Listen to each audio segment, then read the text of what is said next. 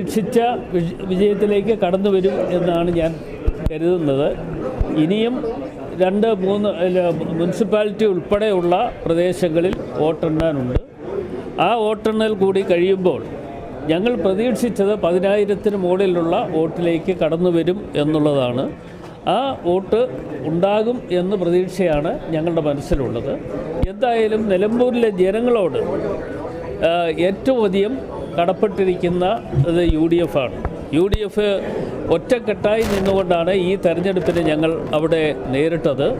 അത് എല്ലാ ഘടകകക്ഷികളും നേതാക്കന്മാരും ഒറ്റക്കെട്ടായി നിന്നുകൊണ്ട് അവർ സമയം ചെലവഴിച്ചുകൊണ്ട് തന്നെ ആ തെരഞ്ഞെടുപ്പിൽ ഞങ്ങൾ വലിയ വിജയം കൈവരിക്കുവാൻ വേണ്ടിയുള്ള തയ്യാറെടുപ്പ് നടത്തിയാണ് മുമ്പോട്ട് പോയത്.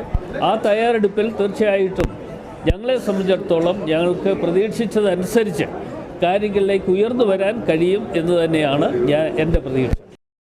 ഏറ്റവും പുതിയ വാർത്തകളും വിശേഷങ്ങളും വിരൽത്തുമ്പിലറിയാൻ സീ മലയാളം ന്യൂസ് എല്ലാ ഡിജിറ്റൽ പ്ലാറ്റ്ഫോമുകളിലും ലഭ്യം.